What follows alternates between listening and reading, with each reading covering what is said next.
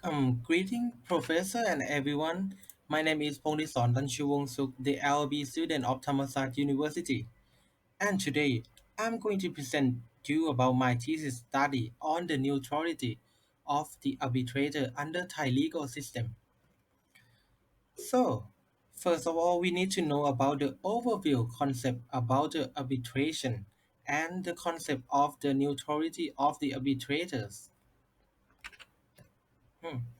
According to Gary Bond, the arbitration is the process whereby the party mutually submit a dispute to the non-governmental decision makers to make a final and binding decision for the party. So, in comparing arbitrator with the lawyer will be working for each of the party to win the case. However, the objective of the arbitrator is not to win the case at all, but to act as a private judge to make a decision to both parties. As we all know a little bit background of the arbitrators, next we will focus on the neutralities. So, the concept of neutrality include the duty to disclose, the concept of neutrality, the concept of independence, and lastly, the concept of impartiality. So, imagine you are one of the party who have to choose the private judge. These four criteria are the criteria that you will use to qualify your judge. Mhm. So, the concept include the duty to disclose, which require duty for the purpose of neutrality of arbitrators. Second, the neutrality in the aspect of the cultural, political, and nationality. Thirdly, the concept of independence, which is the objective test concerning the relationship between the arbitrator himself and the party. And lastly, the concept of impartiality, which is the subjective test dealing with the state of mind of that arbitrator. So now, let's focus back to our Thai legal system. As Thailand is a civil law legal system, so when the court want to decide a case on the independence and impartiality of the arbitrators, the Thai Arbitration Act will be the source of law. However, under Section 19, it doesn't provide any specific case or fact that give rise to the justifiable doubt of the arbitrators, or any specific fact that the arbitrator would have to disclose to the parties.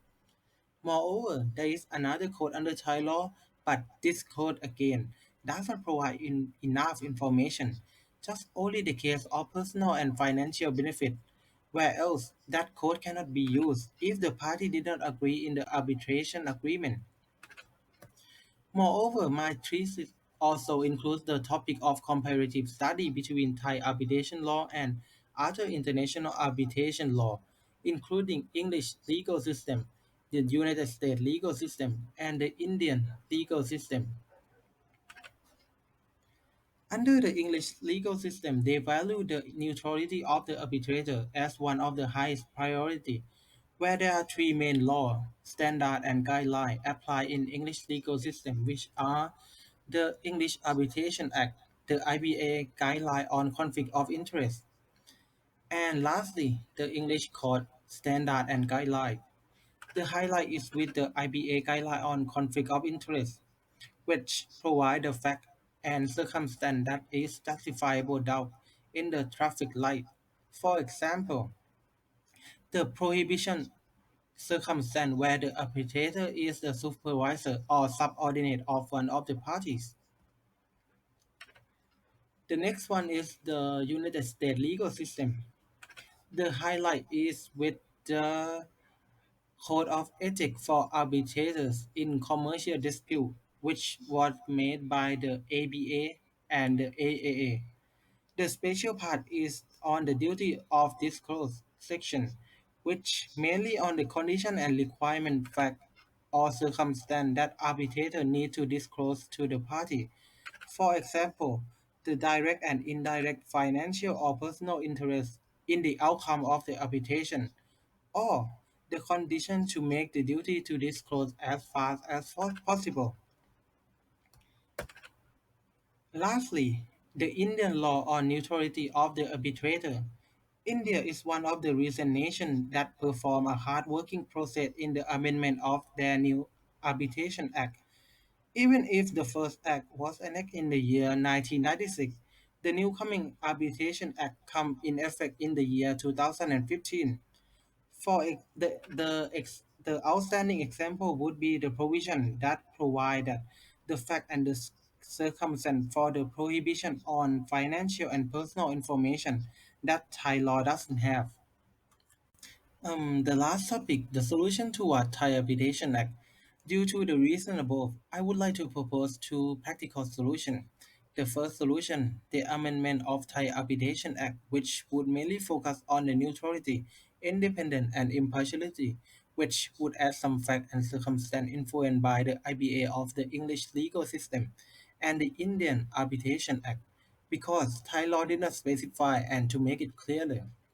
The additional text would help in both future cases dealing with neutrality of arbitrator and the interpretation by the Thai court, whereas on the part of duty to disclose as well, which would be influenced by the court in the US legal system.